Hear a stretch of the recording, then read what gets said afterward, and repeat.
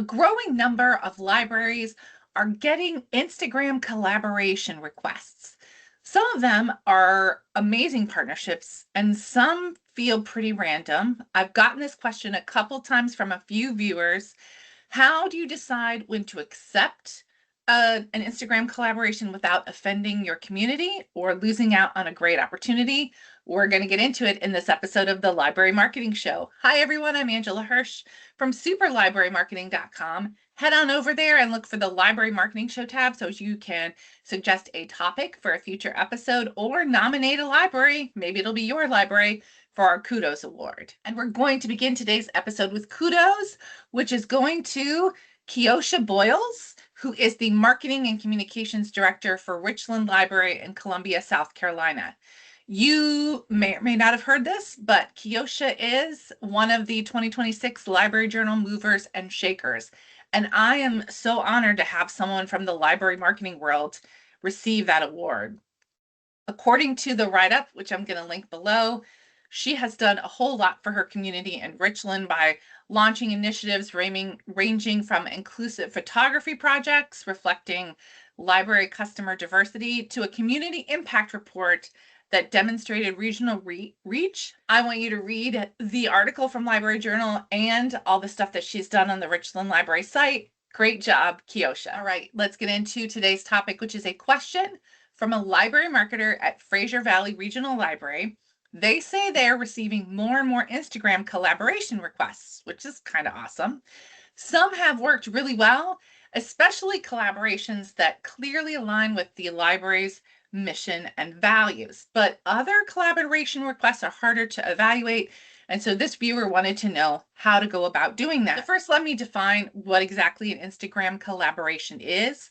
These are co-authored posts or reels that end up appearing on both accounts, and they share engagement metrics. So likes, comments, and reach will all be shared. And it's true that they do dramatically increase reach and engagement because the content is distributed to both audiences. So obviously, this kind of a partnership gives your library exposure to a new audience. Here's where it gets a little tricky, and I would caution and have you do some thinking. Because to a typical Instagram viewer, a collaboration is not just a share, it's an endorsement.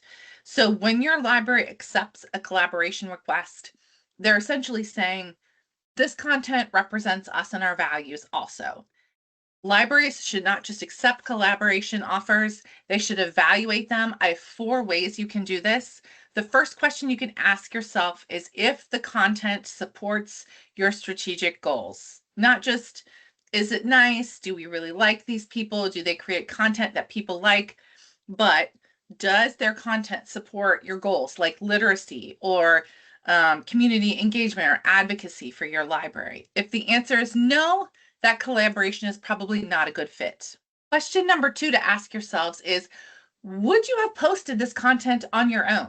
This is my favorite test because if the content appeared in your regular content calendar and the collaborator was never attached and you would have willingly published it, then that's probably a yes for you. But if the answer is no, I would say think twice. Number 3 is the creator aligned with your library's voice and values? This is where you have to do a little bit of research because once your name is attached to this collaboration, people are going to associate the library with this person. And I think you have to be really careful, make sure that that person is inclusive, that their values align with the library's, that they haven't posted anything in the past that might be concerning or come up as a question. Question number 4 is there a mutual value to this collaboration between you and your potential collaborator? In other words, is there a strong audience overlap, and is there some kind of clear connection between the creator and your library? One final note, if a collaboration isn't a good idea for your library, but you still like the work that this potential collaborator does, you can still like their posts or comment supportively or share them to your stories. Those are all smart ways to build community management and build those partnerships without putting your library at risk.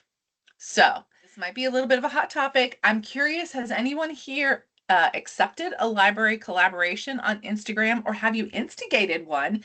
That would be a great thing for us to talk about. Let's get a conversation about Instagram collaborations started down in the comments. And that's it for this episode of the Library Marketing Show. But my channel is full of other tips for library marketing. If you're interested in learning more, head to the next video. I'll meet you there.